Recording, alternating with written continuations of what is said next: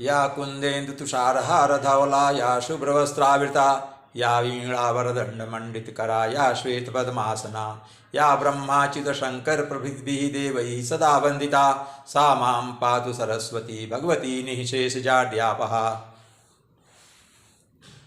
नमस्कार मित्रों, आज मैं मूलचंद गुप्ता पुनः आपके सामने अपना जीवन वृत्तांत लेकर आया हूं।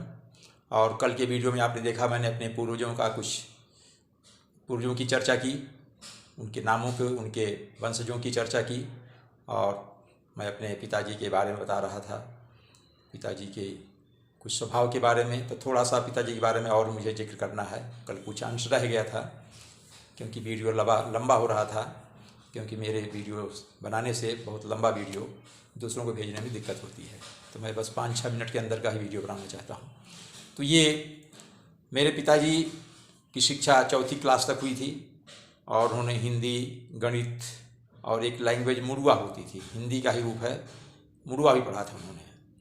तो मुड़ुआ में मात्रा नहीं होती थी, जैसे ताला लिखना है, ता और ला, आ की मात्रा गायब, उसमें ता और ला लिख दिया तो उसका उपयोग के हिसाब से उसे पढ़ लिया जाता था, जहाँ ताला की जरूरत होगी वाक्य के प्रयोग के हिसाब से। तो जैसे हम कहते हैं पर का मतलब 2 होता है, लेकिन और पर मतलब पक्षियों का पंखा, चिड़िया के पर भीग गए हैं तो वहाँ पर मतलब पंखा, पंखा नहीं पंख। और मैं बोलने वाला था पर बीच में वो आ गया, तो यहाँ पर मतलब लेकिन बट किंतु, तो पर जैसे प्रयोग होता है वैसे हम समझ लिया जाता है। तो इसे उसमें जैसे ता और ला लिखा है तो ताला जरूरत है, ताला पढ़ लिया, अगर उसका वहाँ ताला का यूज होना चाहिए था। तेल पढ़ लिया, तिल पढ़ लिया, तौल पढ़ लिया। इस तरह से वो मुड़ुआ भी जानते थे। और दूसरी खास बात हमारे पिताजी की ये थी कि वे यानी 2-3 गांव से लोग उनके पास पत्र लिखाया करते थे, जिनके घर के लोग परदेश में, बॉम्बे में, कलकत्ता में, दिल्ली में हैं, कानपुर में हैं, तो घर के लोग पढ़े लिखे नहीं थे, उसमें उतना शिक्षा का प्रसार नहीं हुआ था। तो हमारे पिताजी के पास आते थे लोग, बैरंग चिट्ठी लिखवाने, पेपर लिखकर उस पर मोड़ करके ऊपर एड्रेस डालकर भेज देते थे, उस बैरंग होता था, उसको बैरंग लेटर बोलते थे। तो बैरंग या कोई अंतरदेशी कार्ड लाता था या पोस्ट कार्ड, उसमें लिखते थे। तो हमारे पिताजी की इस बारे में बड़ी मतलब लोग बहुत मानते थे उनको। तो हमें याद है एक जमुना प्रसाद यादव हैं, पास में गलराने गांव, उनके पिताजी बाहर सूरत में या कहीं तो रहते थे, वर्धा में रहते थे, तो उनकी चिट्ठियां लिखा करते थे। तो हमारे पिताजी, उन्होंने एक जेब घड़ी दी थी बहुत पहले, जब वो रहते थे, उस समय की बात है, हमारे बचपन को दिखा, इतनी बड़ी घड़ी थी, उन्होंने ऐसे दिया था, भाई आप इतना लिखते पढ़ते रहते हो, टाइम देते हो।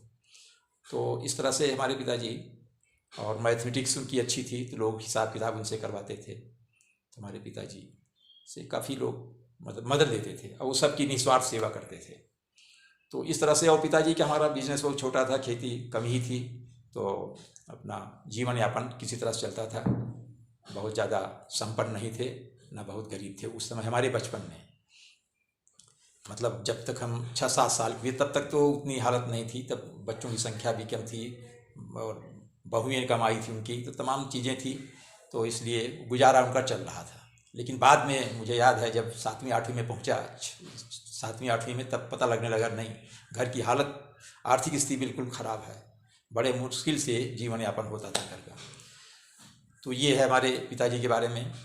और दूसरी चीज़, मैं अपनी माँ के बारे में बताना चाहूँगा। माँ हमारी वो भी पिताजी की तरह है, शाकाहारी थी और हमें बहुत प्यार करती थी।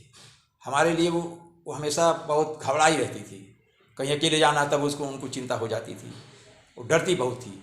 गर्मी के महीने में भी घर में सोएंगी, बाहर नहीं सोती। सब लेडीज़ जेंट्स एक तरफ, जेंट्स बाहर गर्मी में सोते थे, लेकिन वो कभी बाहर नहीं, घर के आंगन में सो ली या घर के कमरे में, जैसे भी पानी बरसा तब भी घर के अंदर जैसे भी। तो एक बार हमें याद है मामा के यहाँ ले गई थी हमें, मैं उस समय शायद 3री कक्षा में था, तो गर्मी थी, आंगन था वहाँ, लेकिन हमारी माँ हमको लेकर आंगन नहीं सोई, गर्मी में, बहुत गर्मी थी, तब बिजली वगैरह तो थी नहीं, पंखे नहीं, कुछ नहीं, हवा नहीं। तो किसी तरह से हमको, हम मामा ने बोला, अरे भाई क्यों वहाँ सो रही हो, बाहर आओ या आंगन में सो। बोले नहीं, हमको डर लगता है। इस तरह से हमारी माँ बहुत ही डरपोक किस्म की थी। और हमारे पिताजी तो जब मैं 27 साल का, तभी उम्र उनका निधन हो गया था, लेकिन हमारी माँ काफ़ी दिनों तक जिंदा रही। अभी 2014 27 जनवरी को उनका देहांत हुआ था, तब मैं करीब 61 साढ़े 61 साल का था।